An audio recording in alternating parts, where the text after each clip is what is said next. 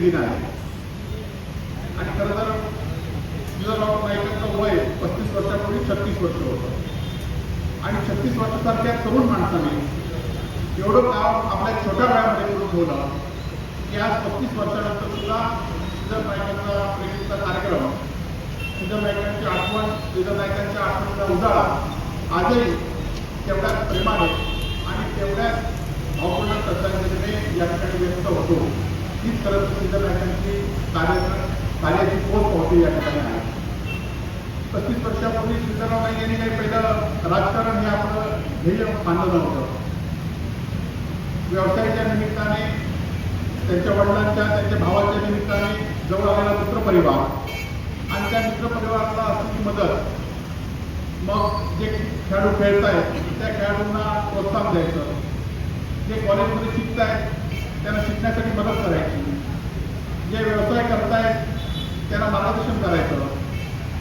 एखाद्याचा लाईटचा मीटर नसेल तर तो मीटर आपल्या खिशातमध्ये द्यायचा. एखाद्याला हॉस्पिटलला जायला गाडी नसेल तर आपल्या गाडीतून त्या हॉस्पिटलला घेऊन जायचं.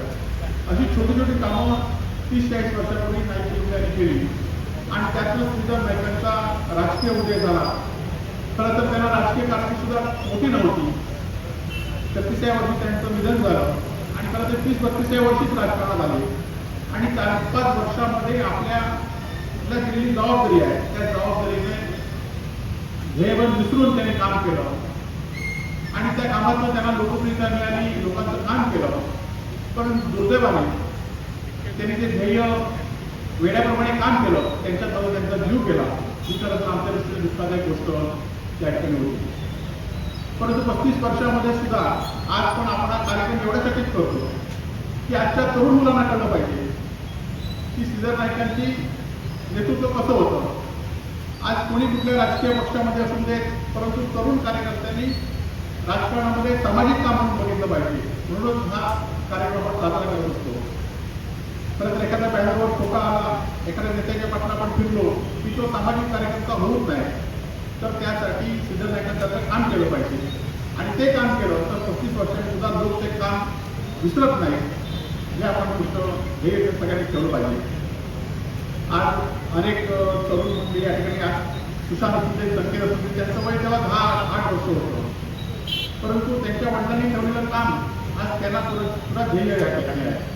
आणि म्हणूनच तरुण मुलांनी सुद्धा तसंच काम केलं पाहिजे. हा एवढाच उद्देश 35 वर्षापासून सुरू होत्या श्रीधर नाईकांच्या स्मृतिदिनानिमित्त होता. खरं तर विचार करत असतात, अनेक लोक आपल्या विचाराप्रमाणे आपला फायदा बघत असतात, आयुष्य बघत असतात. परंतु आज मी पण 10 वर्ष आमदार होतो. या आमदारकीच्या कामामध्ये कार्यामध्ये खरं तर मी आमदार होते श्रीधर नाईकांना आपल्या अपेक्षित कार्य करण्यासाठी झालो. आणि आज पण ज्या ज्यावेळी आम्ही काम करतो, ज्या ज्यावेळी आम्हाला आमचे येतात, ज्या ज्यावेळी आमची अडचण होते, तर त्याच्यावेळी आम्ही फक्त श्रीधर नाईकांचा हा कार्यक्रम आठवतो.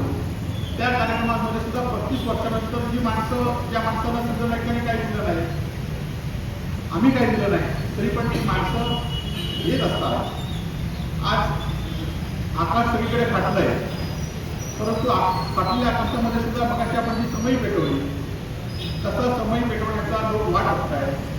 आज चांगली लोक सुद्धा या समाजकारणाकडे लक्ष ठेवून आहेत. त्यांना पण ती आशा वाटते, त्यांना पण जी आपण शोध पेटवली तेव्हा झालं असं वाटते. आणि म्हणूनच आपली पण जबाबदारी आहे. आणि खरं तर संघर्ष हा श्रीधर नाईकांना, श्रीधर नाईकांच्या कुटुंबियांना गेले अनेक वर्ष आला. परंतु या संघर्षाला आम्ही कधी घाबरलो नाही, कधी थांबलो नाही. तो संघर्ष आम्ही करू, परंतु एक चांगला समाज बनवण्याचं काम आपण सगळ्यांनी केलं पाहिजे.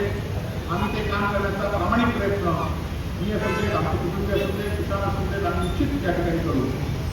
आणि हे करताना आम्हाला कुठली किंमत मोजावी लागली तरी आम्ही ती मोजू.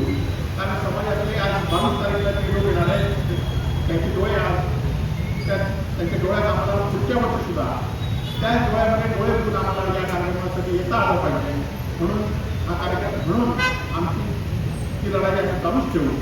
आज पुन्हा एकदा आपलं सरकारचं मनापासून या ठिकाणी आभार व्यक्त करतो की आपण त्या कार्यक्रमानिमित्त आला. आज नंतर रक्तदान सुद्धा दरवर्षी या ठिकाणी होतं. आज रक्तदानाला सुद्धा स्वतःहून रक्तदाते समोर आले. आज आज हा कार्यक्रम काय आजच्या दिवसापुरता संपणार नाही, तर हा कार्यक्रम आणि ही सामाजिक सुधारणा एक फाउंडेशनचं काम हे चालूच राहील अशी ग्वाही या ठिकाणी देतो आणि सांगतो. जय हिंद, जय महाराष्ट्र. धन्यवाद. ताज्या अपडेट्स आणि ताज्या बातम्यांसाठी कोकण एक्सप्रेस डिजिटल न्यूज चॅनलला सबस्क्राईब करा, लाईक करा, कमेंट करा आणि शेअर करा आणि महत्त्वाचं म्हणजे बेल आयकॉनवर क्लिक करायला विसरू नका.